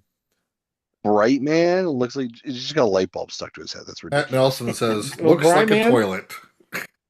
Yeah. Which one looks like? Yeah, he's kind of got that Yeah, gap he's there. got a toilet. Yeah, for sure. I could see that. I Toilet could see Man. I could see somebody pooping there. Marty, who sent us these? Actually, These it are would no, be- these are. I did this. Oh, okay. I did this, but however, if being you're that this is okay B, with this it, would be Bidet Man. Bidet Man. Oh my god. Bidet Man. I don't If want to you know are, what their attacks are. Yeah. I don't either.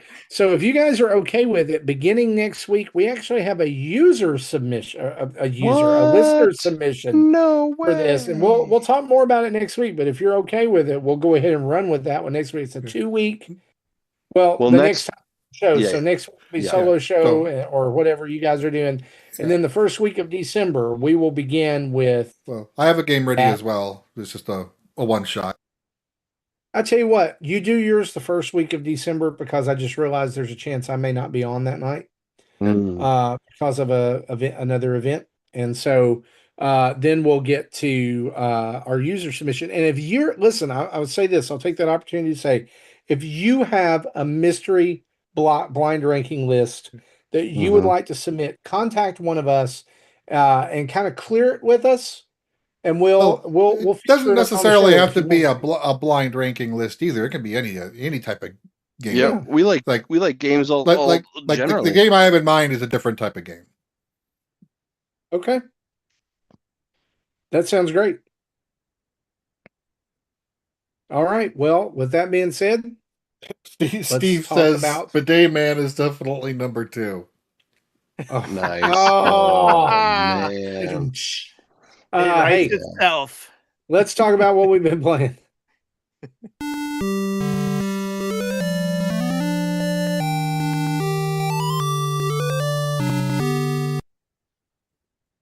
All right.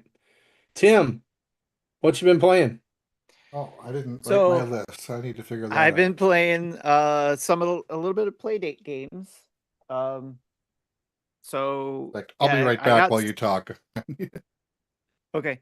I've been playing some of the Playdate games because I had got season 2 on there and been dabbling a little bit of those games off and on, and there's some fun little games on there. Like Yeah. one of those games that I played. Oh, I can hear myself in Jesse's headphones because he put it by the mic. Yep. I was like, where am I hearing the voice from? All right. So yeah, there's a lot of games that came out. I'm not going to go through all of them, but there was one I noticed that we also got. I think somebody did a first look on it. It's Blippo Plus. Hmm. I think we had a code on that for the Switch. I think it came out on the Switch as well, but you could play it on the Playdate, and it's basically, I'm not sure exactly what kind of game it is. I was trying to figure it out, but it's set up like a TV guide where you go in and you can switch between different shows and watch these different shows and goofy things going on. But I still have no idea what you're supposed to actually do with this game or whatever. So, but I just thought that was interesting that it was both on the Playdate and the Switch. Interesting. But yeah, Playdate games. I like having this in my pocket, so when I'm taking my mom somewhere, like on her doctor's appointment or something, I can just have this in my pocket and pull out the Playdate and play some games. More Pokemon Legends EA. I got to rank E, and now I'm trying to clear out some of the side quests and stuff like that in the game. But in between that, I've also been playing Demonschool, which we got a code for, and I did a first look on a 45-minute like take you to school type thing. So basically showing everybody in the video how the game is played. It is a tactics game that has some persona feels to it.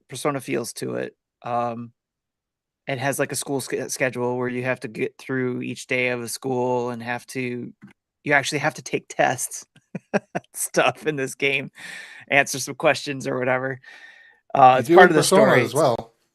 Yeah, it's pretty fun. But this is a tactics game where you actually get to plan your moves first, see how they play out, and try to take out as many of the enemies as you can to get to the target amount of turns. You need to get a good grade in that run in that tactics battle. So in between the tactics battle, you're obviously going to also be building up relationships like you do in Persona. So you build relationships with your other teammates, and which gives you more buffs in your attacks. There's a lot more going on in the game. It seems like it's probably, I don't know how long it takes to beat this game, but it seems like it'll be a long game. I'll probably be playing a stream of it and more than likely be playing it at my Extra Life on Black Friday. But Demonschool again I'm having a blast with it. It's a lot of fun, especially highly recommend it for anybody interested in tactics games. And it's a different take on those kind of things too. Plus a good fun little light horror story is what they call it. So, and then of course Kirby Air Riders. I've been playing that. Did the global test run over last weekend, and then the game came out today. Got a code for it, just like Marty did from Nintendo. So thanks Nintendo for that. Dove right into. I didn't do the lessons in the global test run, even though you could, because I knew I was going to try to complete it, so I can get the achievements or milestones, is what Sakurai calls them in this game. So I can get the milestones in the game, and also kind of digging into all the different things you can do in the game that you couldn't do in the global test run. So again, I know Marty, you're playing that or going to be playing that because you're going to have a video for that soon. Yep. And probably go into more details. So I'll hand it off to you, sir. Yeah. So I've been playing Mario Galaxy 2, making my way through that slowly. And because last week I said something about getting to games or getting back to games I needed to play, our good friend John Blanco chose to call me out on Discord and say, "Weren't you also playing Hollow Knight and some other games?" And I said, "Yeah, I was. Hello, my name's Marty, and I have a problem." And so I dove back into Hollow Knight this week, and have really been enjoying that. I went into the the Mantis City, and defeated the Mantis Lords and claimed my prize there. And now I've journeyed over to the City of Tears, and I'm still have quite a bit of ways to go in the game, but I feel more confident now. Like I've got, your prize for beating the Mantis Lords is the wall, like being able to cling to the wall, the Mantis Claw. And so that opens up a lot of areas that were not accessible before. And so I am playing with a walkthrough, and I don't care if that makes me a wuss. I'm having fun. I enjoy it. I play in spurts Walkthroughs are because I fine. can't take I the do that all the difficulty. time with games that aren't brand new. Yeah. So I'm playing it, I play a little bit, and then like if it gets too difficult, I found a bench and sit down and save, and there you go. Also been picked up Ball Pit for Nintendo Switch 2, and really, really love that game. Although I feel like I've only scratched the surface of it. I don't really no, I still feel like I don't really know what I'm doing. I've unlocked another character, the sheriff, and I've built some things in my little pit where I can, get revenue and things like that, and or resources to build other things. And so I just feel like I'm just kind of getting into it, getting used to it. How many stages have you unlocked? I haven't. I did beat the first boss. Like I guess the first official boss. Like I made it all the way to the end of the Okay. tunnel and beat that boss. But I stopped right after that. Okay, then so I think you got a gear for doing that, and you have to get a second gear by beating the stage with a different character to unlock the next stage. Oh, okay. So you have to continually be beating the stages with multiple characters to get to the next stage, which means you still need to be grinding all older characters you may not want to use anymore to level them up so they Oh. can do, because later on you're going to need 5 or 6 gears. So I Really? started I started playing this game as well. I've unlocked. I have 3 stages unlocked. I have 5 colonists, villagers. I'm not sure what you want to call them in the town builder. So I have 5 characters to choose from. Okay. I like I like the different descriptions of the characters. Like the one I like the most is a they come as a set. It's like a husband-wife set, and they shoot. They each shoot the balls at the same time, mirroring each other. But because they're shooting twice as many, their strength of each individual ball is halved. Ah, okay. I mean, it sounds good at first, but Yeah, it takes a bit to for them to get good. The sheriff's gimmick is he shoots fast, but his aim is bad. I kind of prefer the scatter shot. Yeah, me That too. way, I don't have to continually have to swivel my aim left, right to get the ones adjacent. It worked out good. Worked out good. The last game I've been playing, Justin, I'm going to use this to segue over to you to talk about what you've been playing, is we've both been playing Neon Inferno, which is a side-scrolling cyberpunk Contra-esque game on Switch that utilizes combat in the front of the screen, and you can fire into the back of the screen by holding down the R button. I've finished 2 of the missions, and I find it to be fairly challenging, but also rewarding to defeat those levels. The storyline is you're like a cyberpunk mafia enforcer who's going around eliminating targets, and the police are after you, and the Yakuza are after you, and it's a lot of. There's just a lot going on. And it has this unique mechanic where if bullets are green, you can hold down the X button or just press the X button, it'll vault them back at the target that shot them. But if you hold down the X button and you have enough of your meter filled up, you can actually change the direction that they fly when they deflect. And so you can use that to be kind of strategic. What do you think about this game? Yeah, I had an opportunity to play this when we were at PAX East in May in Boston. And I enjoyed playing it. One of the things, I mean, so first and foremost, it oozes arcade, right? Like this feels like a game that you could have walked into any arcade in the 90s and, dropped a bunch of quarters into play. And it reminds me of some of the best parts of games like TMNT arcade and stuff like that. One of the challenges I find with this game, and I mentioned it during my Let's Play, and I do agree with you, Marty, it is a difficult game for sure, and you can change your settings. I want a normal. They have these features of, you can shoot to the back, and you can use the bullet time, and they give you all of those things in the tutorial within the first, 3 to 5 minutes. And I really wish that they had probably doled those out a little bit more over time. Like those were abilities you actually got and upgrade at different times, because I think they give it all to you in the tutorial and then you move forward. But there's so many things that you're trying to learn and do that it becomes a bit challenging. And one of the things that I found is that to Marty's point, like it is a 2D platformer, 2D side scroller. And then all of a sudden there are enemies in the background who are shooting at you. And so then your character kind of turns and faces and shoots them that way, like to the depth of the screen. But that's a different button and control set that you have to do for that. And then you've got characters that are back on the 2D plane, kind of driving towards you back and forth, that now you have to like convert back to the left and right shooting. And I found at times like those buttons were different. And I didn't find I had the control or the stiff or even the quickness that I wanted to be able to really fluidly complete that. So it's interesting. Did you play it with 2 players, by the way?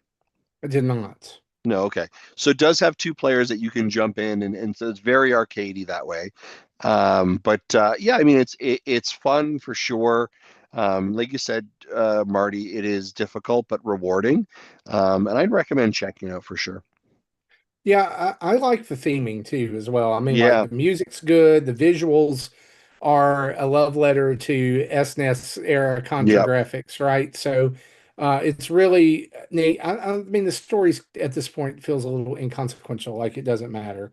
You're just there to shoot things and blow up stuff. And I did notice that you get a score at the end of the level based on how many times you die. But also there's a score that is based on whether or not you save civilians or any civilians get killed. And because there's a level where you're in a club and you're hunting down this guy who's at the end of the club, and you get attacked on the dance floor, and you're climbing above it on the rafters, Is there and the blood on the dance enemies floor?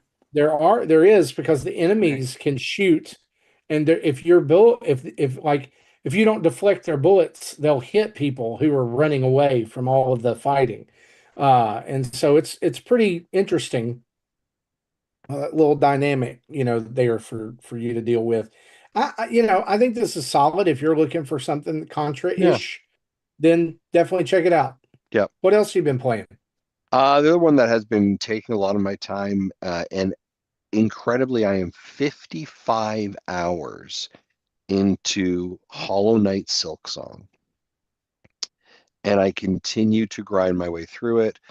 It's one of those games where I find I can, I get stuck in a spot or a boss, and I spend hours and hours and hours, and finally get good enough to be able to kind of crack that nut and move on. And there's such highs in that. This is a game that, it was funny, I was thinking about several times. This is a game. Ugh. This is a game that I understand why I could not be an official video game reviewer, because being this far into it and having taken 55 hours and spent like 4 hours on like just one boss fight is incredible. And it makes me feel like not a very good video game player. But I'm really, really enjoying it. It still has its hooks in me. And so I will 100% guarantee it will be in my top 3 games of this year. That's what I've been playing. Okay. Jesse. Okay, so I'll continue with ball pit since we started with that. The thing I'm kind of confused about is I'm sure there's some sort of strategy with the city builder part that I'm not understanding. So far I've built one of every building I can build and trying to get them activated in the harvest routine. But I have a feeling that I'm gonna have to start rearranging things, and on this note, kind of like Blanco did a 90-second review of the game, and his was huge. So I don't know how long he's been playing the game for, but but I'm a ways off from that. So I think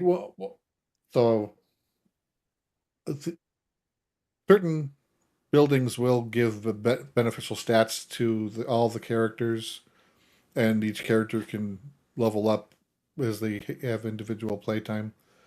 So we'll be working on doing some grinding on that. I also started Once Upon a Katamari, and I was afraid of what happens with all Katamari games is I'll enjoy the first few levels, and then it gets old fast. So, like there was one, this one does mix it up a little bit with giving you targeted goals on certain stages. Like one of them was, collect 40 of this type of item, but which is all scattered across the room full of junk. So you can still have to do most of the room to get all of them. One of them was I had to do like 150 items in 7 minutes, and I think I got to 147 when the time ran out.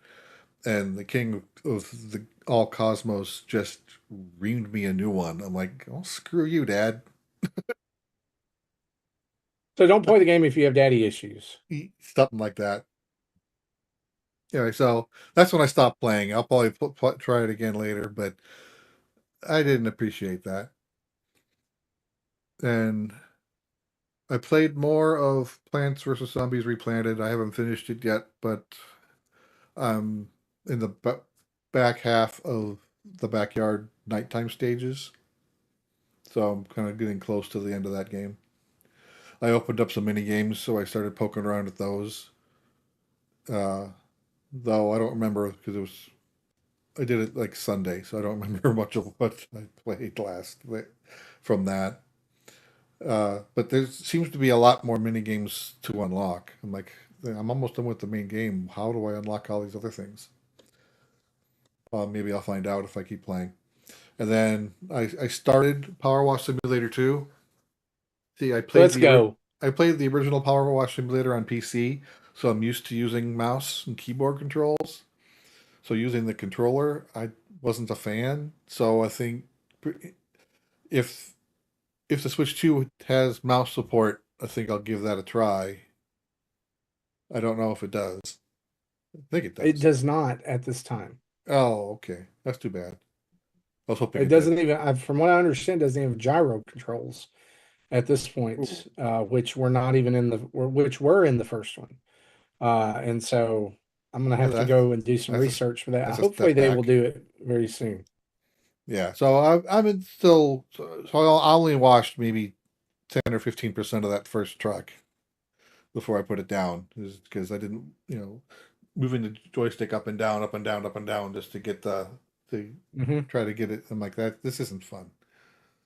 But if I can play it with a mouse later on, then I probably will enjoy it more. Okay, those are the games that I've played.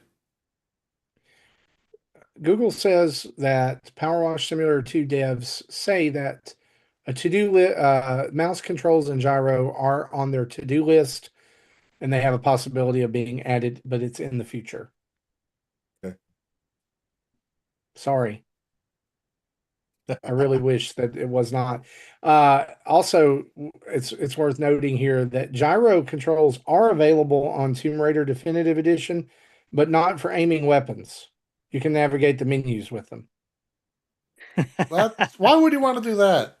Why would they do that? That it just doesn't make sense. Anyway, considering guys, that's what we've been playing. Using gyro to control your weapons has been a staple of Zelda since the Wii. Right. They think that maybe it might be a glitch or something they overlooked, and anyway, we'll see. Well, that's what we've been playing. Let's turn on the community spotlight.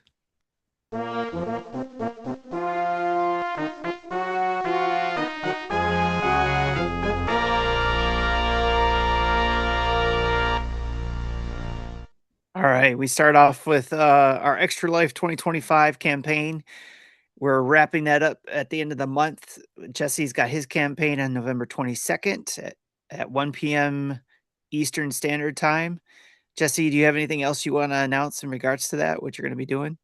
Yeah, plan on starting with doing some Switch games. I couldn't find my Yu-Gi-Oh game that I bought physically, but I wanted to play that, so I ended up buying it digitally, and so I double dipped on that one. So I plan on doing that. Want to do the Power Rangers Rita's Revenge. There was a new escape room game released from the MC2 games that I like. So I'll plan on playing some of that. Might be another game or two from the Switch that I decide I want to try. And then I've got in my bedroom, I have set up a streaming setup for Intellivision and Atari 2600 stuff that I plan on doing as well. So for like, the back half of the stream. Okay. So shooting for, I'd like to do 6 hours. If I'm up for doing more, I will. But if I do 4 and decided I'm wiped, then I'll end it there. But that's kind of my target, is to go somewhere in the 4 to 6 hour range. Okay. Awesome. And then I will be doing Black Friday here in the US, which is November 28th at 3 a.m. I'll be starting. It's a lot of times, a lot of people get up really early to do some early Christmas shopping on Black Friday. So I decided I would start at 3 a.m. and go until I'm shooting for 3 a.m. Saturday morning, but we'll see how things go and how things roll myself and how I'm feeling as well. but I'll be playing some Nintendo Switch games, playing probably some Mario Kart with the community, and of course Kirby Air Riders with anybody in the community that has the game, as well as some single player games getting through there. I thought about playing Portal 2 because last year I did Portal 1 for the first time and beat that with everybody, while watching that. Or while everybody was watching me do that. Portal because 2 that is you a ever longer played- game. It is longer, yeah. Have you ever played Portal 2? I never played Portal 2. Oh. I've never played Portal 1 until last year. You were in for a treat, good Yeah. sir. So I'd say Portal 2 is about 3 times the size of Portal 1, just so you can budget your time. Okay. Yeah, maybe I'll just start off if I haven't started off already. So I forgot I was actually going to try to do that. But all these games, all these wonderful games. So I don't know. I may not be able to get to Portal 2, but because I do have, I want to play some games with the community. I want to play some of the games I'm already playing. Maybe finish off Pokemon or at least get close to it. We'll see. We'll see where everything's at. And then also I was thinking of if I can get all the information from everybody's campaigns together, I was thinking about doing some of the drawings on air during the stream. Oh, cool. So people can watch. Right now I'm shooting probably around 3 p.m. is when I'm going to do that. So 12 hours after I've been into my campaign. Around 3 p.m. Eastern Standard Time, I will probably start looking at pulling the list together, pulling the names together, and doing some drawings. And then even throwing in names that people donate last minute while I'm doing that. I'll throw in names there. So we'll have some fun with it. So that's why I've been asking everybody for their donation lists of names, and I asked the guys what their prizes they had at their locations, what they had, so that we can put together these little bundles and get them shipped off to the winners. So so far we've actually raised 84.7% of our goal, guys, from as a team. So we're getting there. And I know there's probably a couple other people in our team that's going to be running their campaigns as well. So we're getting there, and it's fantastic. We thank everybody for the support they've been giving us financially or even by just supporting by sharing that we're doing this stuff. So thank you very much. And again, if you want to donate, you still can by going to nintendodads.org, and at the top of our page is our Extra Life link. You can click that and it'll take you to all of the team's donation pages. You can click whoever you want to donate to. Every $10 you donate gets your name into the drawing for multiple prizes that we have going on, multiple accessories, some eShop codes, some Lego sets, and some Nintendo Dads merch.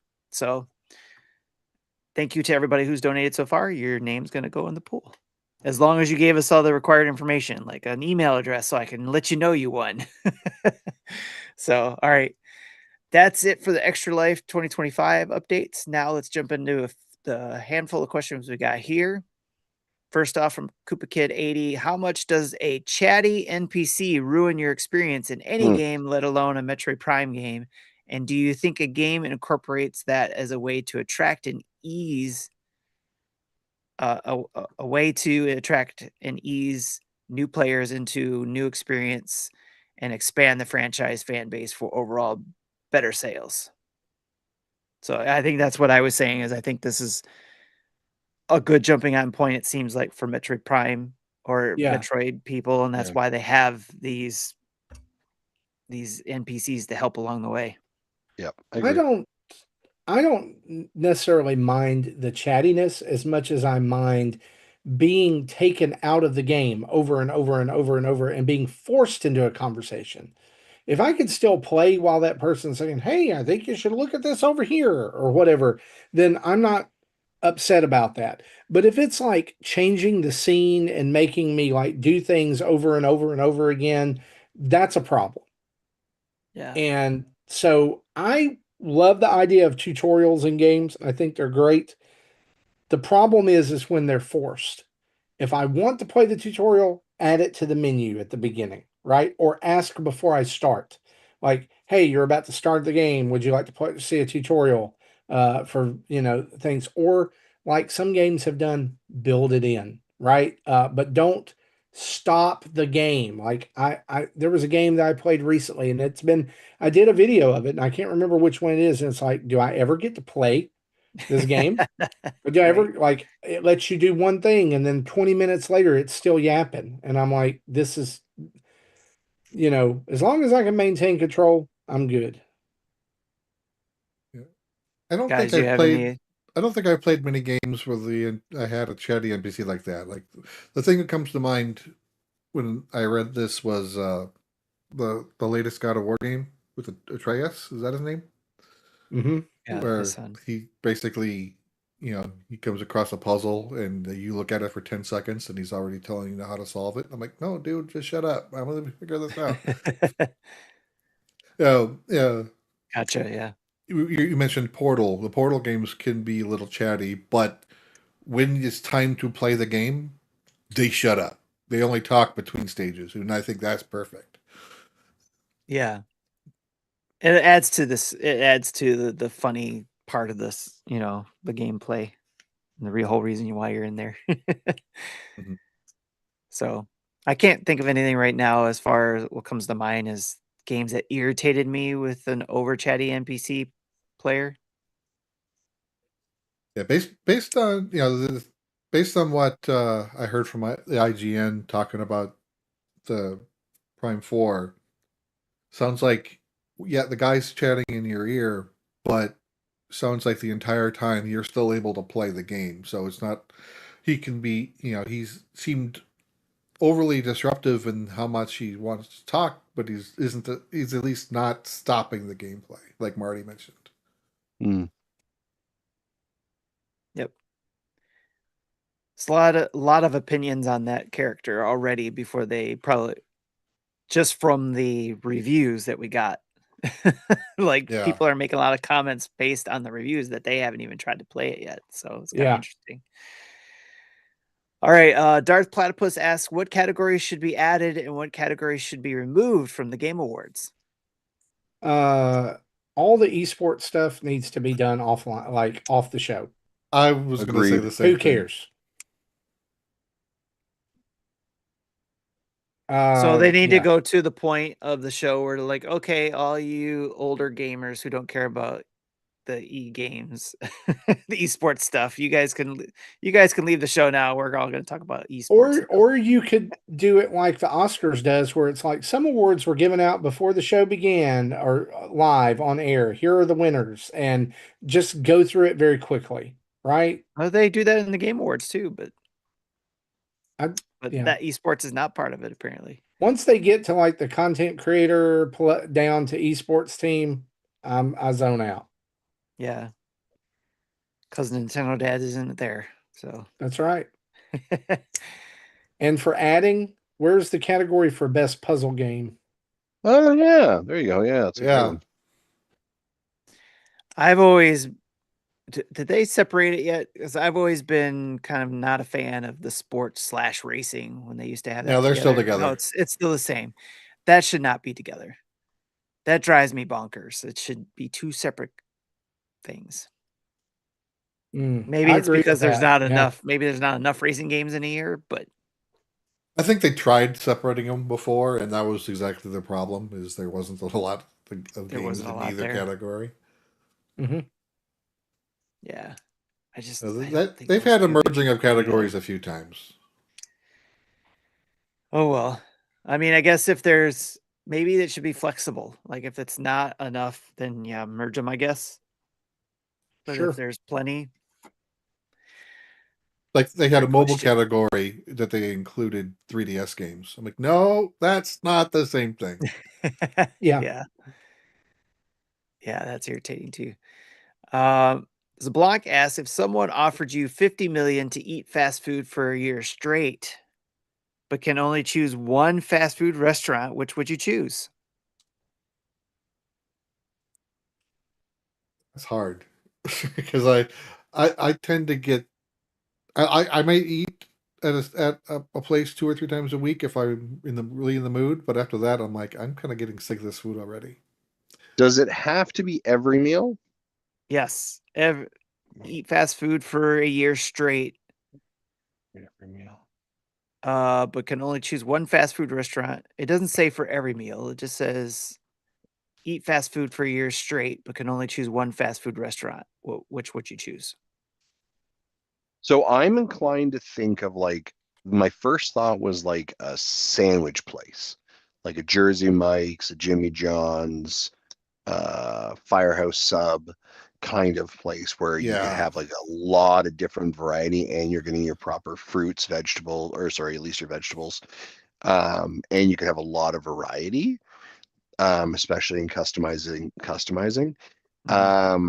But if you, it was like it has to be breakfast, lunch, and dinner, then I think you're sort of stuck. Oh man, I'd probably go Wendy's, but I haven't had their breakfast, so that's the question mark I would Wendy's have. breakfast is pretty good. I've had that a few times. But like I'd go like I can eat sandwiches every day, like a But good Subway, Jersey Mike's, kind of yeah, Jimmy like John's. I could do that every day. Firehouse, I think is probably where I would Yeah. go. Oh my God. Good Firehouse Italian sub. Holy dino. Mm.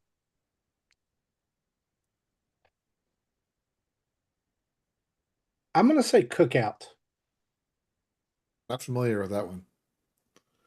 So Cookout is a fast food restaurant that we have here in Tennessee. It started, I think, over in North Carolina.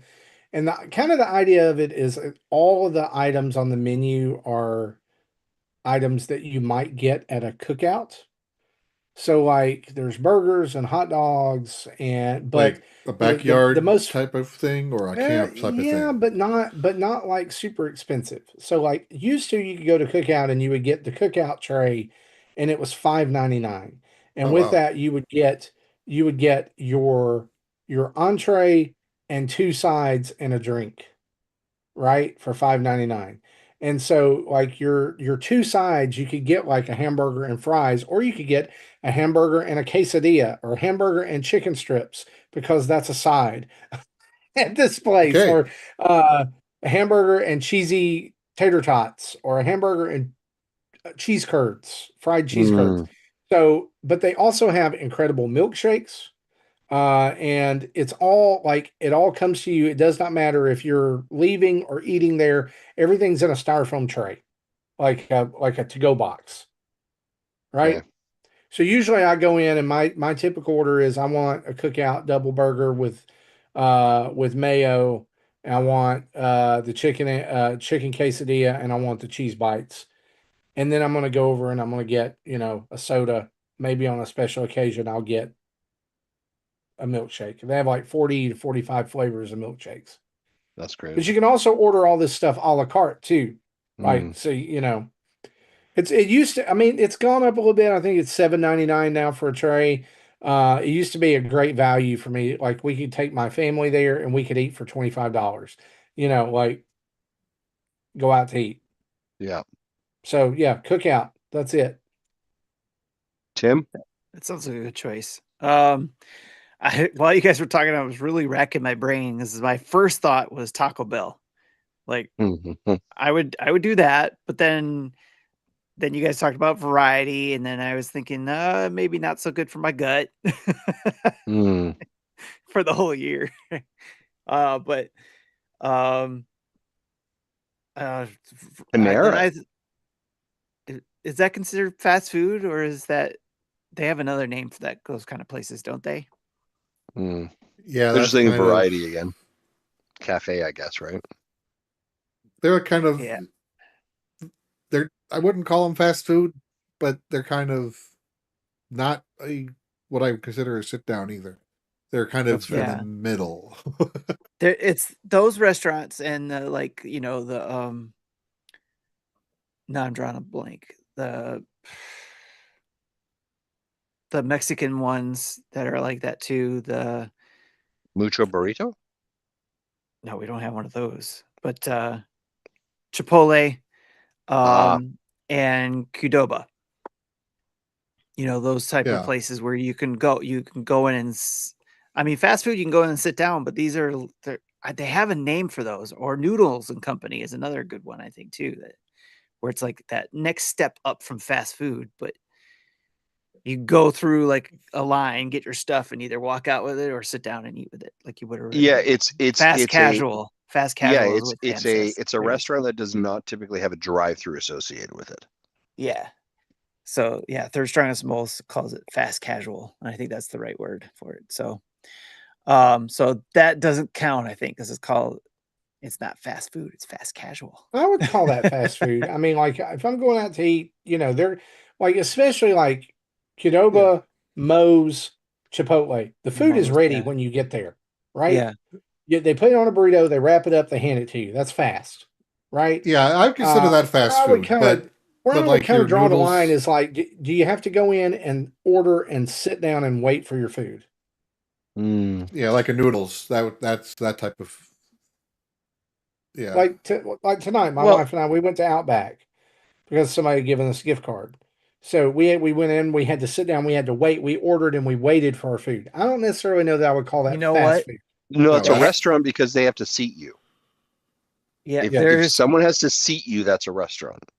They do have an Outback Express that we used to have in the area that was really good, where you could go in, order, Really? fast casual. Yeah, and it was so good. So I think like I think that's a good line there, Justin. If you have to seat yourself, it's fast food.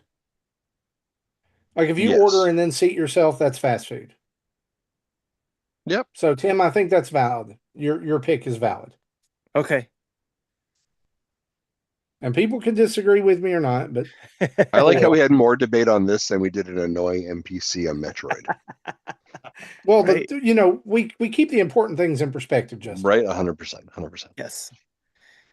Well, that's it for our questions. All right. Well, that's it for episode 554 of Nintendo Dads. We want to thank you for hanging out with us tonight and say a huge thanks as we close out the show to our Patreon producers. That's Dave Ernsberger, Jacqueline Amira, and an anonymous Patreon producer. You could join the ranks over at patreon.com/Nintendo Dads, where for $1, $5, or $10 or $30 a month, you can support all the stuff we've got going on here, wherever you're at on those tiers.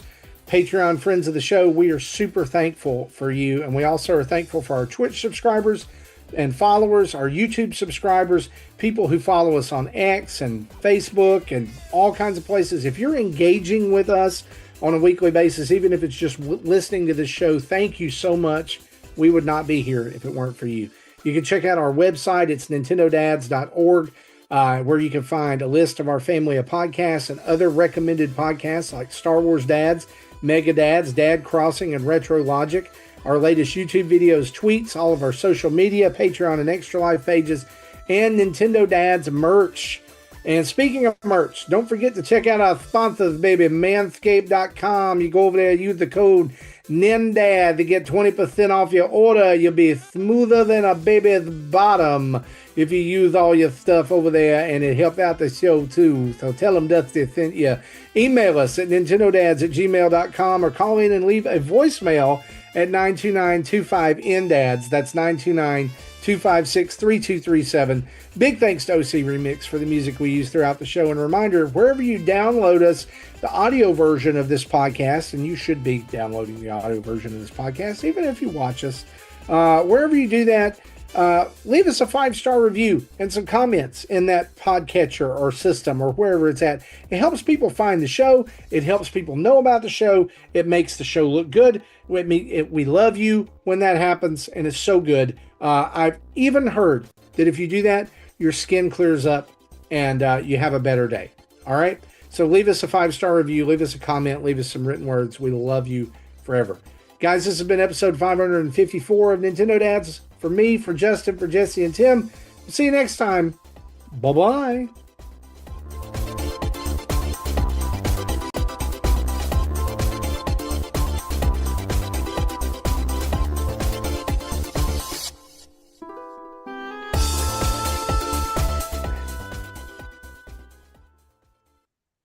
Thank you for listening to Nintendo Dads. Do you know who